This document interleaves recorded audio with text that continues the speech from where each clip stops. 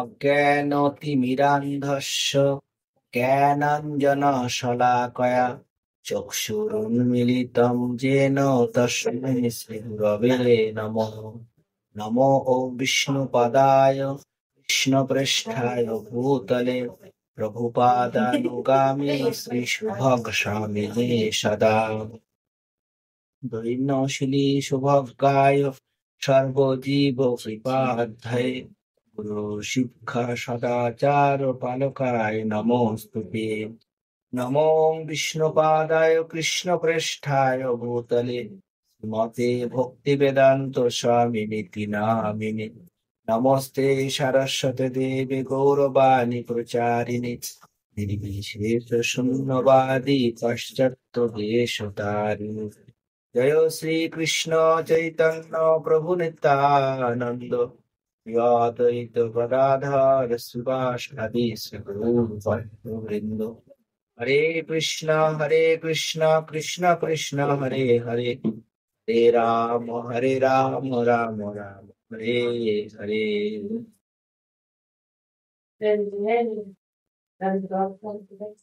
হরে কৃষ্ণ। আজ আমাদের আলোচনা শ্রীমদ্ ভগবদ গীতা যথাযথে ছিল প্রভুপাদ কর্তৃক মুখবন্ধের একটা বিশেষ অংশ। চেতনা বলতে কি বোঝায়, হোয়াট ইজ কনসাসনেস। আমরা জানি যে প্রভুপাদ আমাদের যে আন্তর্জাতিক কৃষ্ণ ভাবনামৃত সংঘ অর্থাৎ ইসকন, এর ফুল ফর্ম কি? International society for Krishna consciousness.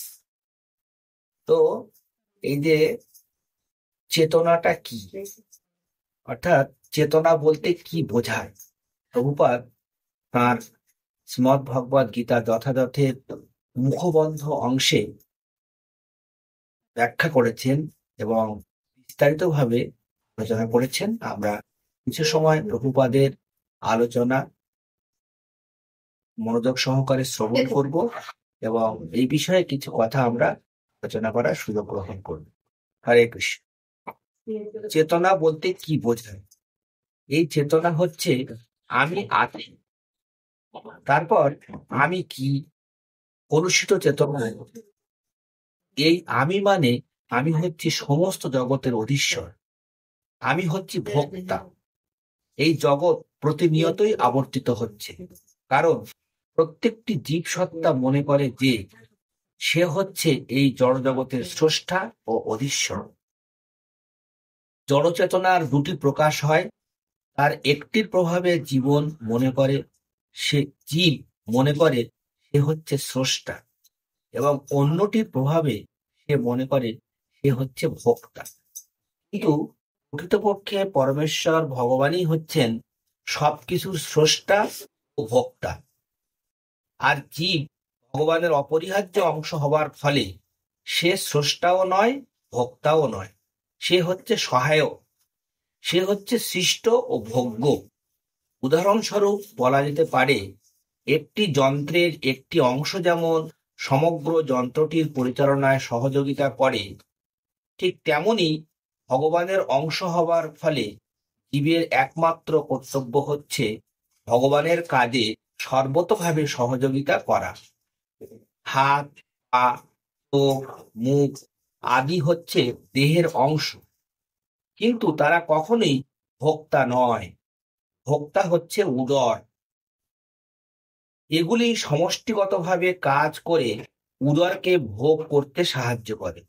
যেমন পা দেহকে বহন করে নিয়ে চলে, হাত খাদ্য সংগ্রহ করে, কারণ উদর তুষ্ট হলে সমস্ত দেহ পুষ্ট হয়।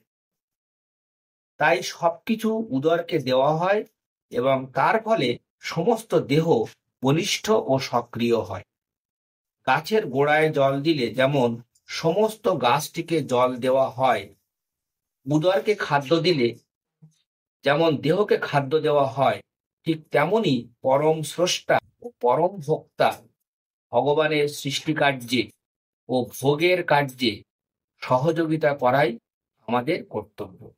এভাবে তাকে তুষ্ট করার ফলেই আমাদের অস্তিত্বের উদ্দেশ্য সফল হয়। হরে কৃষ্ণ। আমরা ছিল কৃষ্ণ কৃপাশ্রী ছিল অভয় চরণারবিন্দ ভক্তি বেদান্ত স্বামী প্রভুপাদের যে প্রাঞ্জল যে মুখবন্ধ থেকে শ্রবণ করলাম যে চেতনা প্রকৃতপক্ষে কৃষ্ণ চেতনা। তাই আমাদের সংস্থা কৃষ্ণ কনসাসনেস অর্থাৎ কৃষ্ণ চেতনা। প্রভুপাদ এখানে উল্লেখ করেছেন যে আমরা জীব, বিশেষ করে মানব সত্তায় যারা আমরা অধিষ্ঠিত আছি, আমরা ভাবছি যে আমি সব করেছি, আমার দ্বারাই সব সম্ভব, আমি সব ভোগ করব, সবকিছুর ভোক্তা আমি। কিন্তু শাস্ত্র অনুযায়ী এবং মহাজনদের যে প্রকৃত শিক্ষা সেটা তা নয়। আমাদের এই অজ্ঞতা কারণে আমরা এটা ভাবছি। কিন্তু প্রভুপাদ উল্লেখ করেছেন যে আমি হচ্ছি একটা ক্ষুদ্র অংশ। কার অংশ? তিনি পরমাত্মা। তিনি এই বিশ্ব চরাচরের জড় এবং জীব, স্থাবর জঙ্গম প্রত্যেকেরই সৃষ্টি স্থিতি প্রলয়ের কারণ। সেটা আমরা কিভাবে বুঝছি? আমরা সৃষ্টি করছি ঠিকই, কিন্তু এই সৃষ্টির যে উপাদানগুলো, এই সৃষ্টির যে বিষয়গুলো, বস্তুগুলো, এগুলো সব এই ব্রহ্মাণ্ডে, এই বিশ্ব চরাচরে আমার আসার আগেই সৃষ্টি হয়ে আছে। যেমন জল, আগুন, মাটি, আকাশ, বাতাস, এগুলো এই পৃথিবীতে আমার আসার আগেই এগুলো সৃষ্টি হয়ে যাবে। তাহলে সেই সমস্ত উপাদান নিয়ে আমি এখানে সৃষ্টি করছি। বিজ্ঞানীরা দাবি করছে যে আমি রোবট আবিষ্কার করেছি, আমি কম্পিউটার আবিষ্কার করেছি, হ্যাঁ, এরোপ্লেন আবিষ্কার করেছি। কিন্তু আমরা যদি কল্পনা করি, আমরা যদি খুব চির মস্তিষ্কে আমরা ভাবার চেষ্টা করি, বোঝার চেষ্টা করি যে এইগুলো, যে কম্পিউটার, ল্যাপটপ, অ্যান্ড্রয়েড, যে স্মার্টফোন, হ্যাঁ, এরোপ্লেন, এগুলো তৈরি করতে গিয়ে যে বস্তুগুলো ব্যবহৃত হয়েছে, এগুলো কিন্তু সবই এখানে সৃষ্ট উপাদান। সেই জন্য প্রকৃতপক্ষে পরমেশ্বর ভগবান হচ্ছেন সবকিছুর স্রষ্টা। সেটা ভগবান শ্রীমদ্ ভগবদ্ গীতার 10ম অধ্যায়ে 8 নম্বর শ্লোকে উল্লেখ করেছেন। অহম সর্বস্ব প্রভব মর্ত সর্বম প্রবর্ততে ইতি মত্তা ভজন্তে মাম উধা ভাব সমন্বিতা। অর্থাৎ এই বিশ্ব চরাচরের সব কিছু সৃষ্টির উৎস সেই পরমেশ্বর ভগবান শ্রীকৃষ্ণ। এখন আমরা যেহেতু এই যে চেতনাগুলো আমাদের কলুষিত হয়ে আছে, কেন? শুধু ইহজন্ম নয়, এরকম লক্ষ লক্ষ জন্মের চেতনাগুলো আমাদের সঙ্গে আছে, সূক্ষ্ম দেহে সেগুলো বিরাজ করছে। সেজন্য চেতনাগুলো কলুষিত হয়ে আছে। এই চেতনাকে মুক্ত করার জন্য, এই চেতনা থেকে নিজেকে সম্পূর্ণভাবে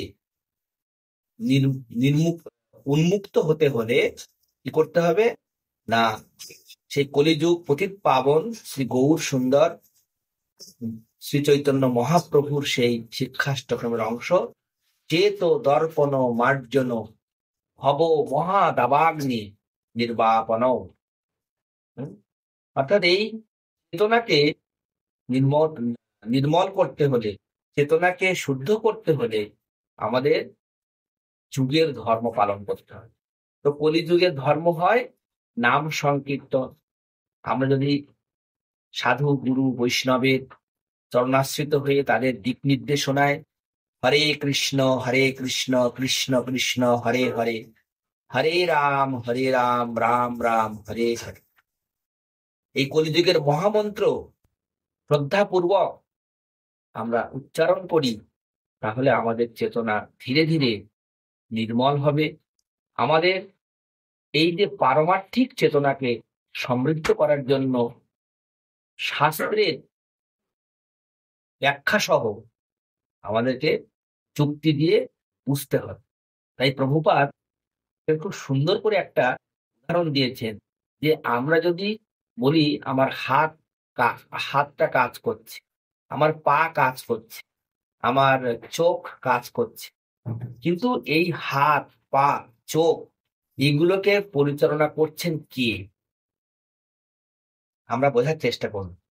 এগুলো দেখুন, যতক্ষণ পর্যন্ত আমার উদরে যথোপযুক্ত খাদ্য সরবরাহ না হচ্ছে ততক্ষণ পর্যন্ত এই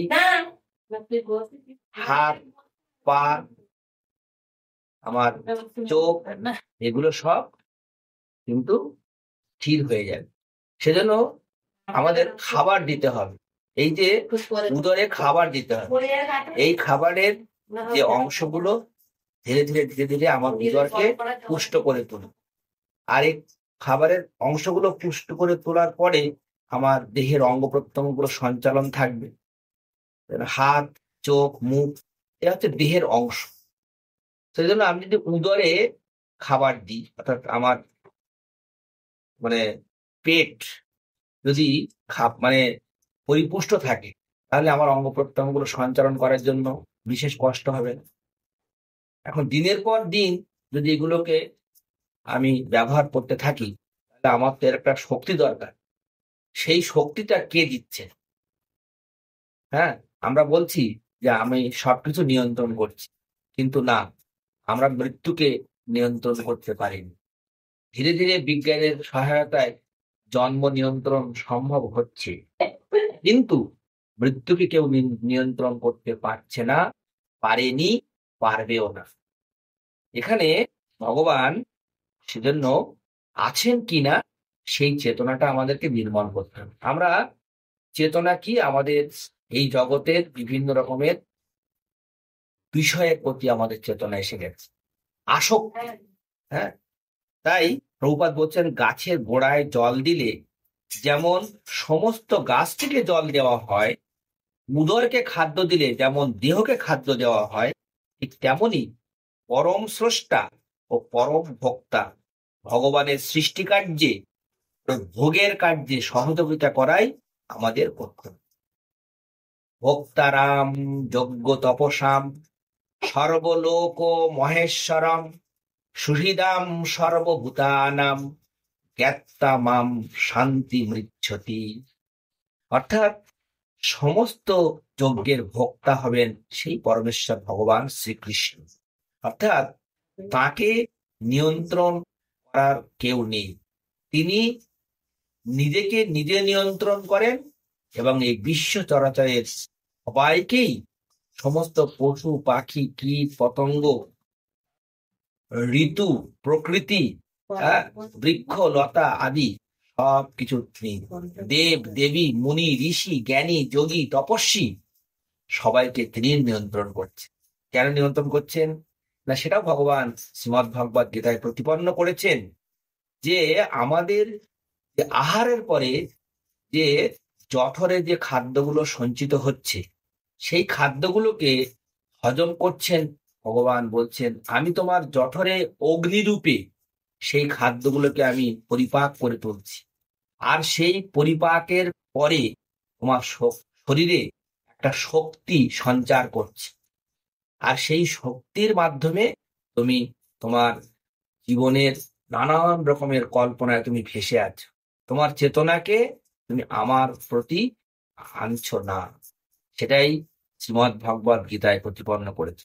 প্রভুপাদ বলছেন যে আমরা যদি সেই উদরকে তুষ্ট করি, তাহলে আমার অঙ্গ প্রত্যঙ্গগুলো সুন্দরভাবে সঞ্চালিত হবে।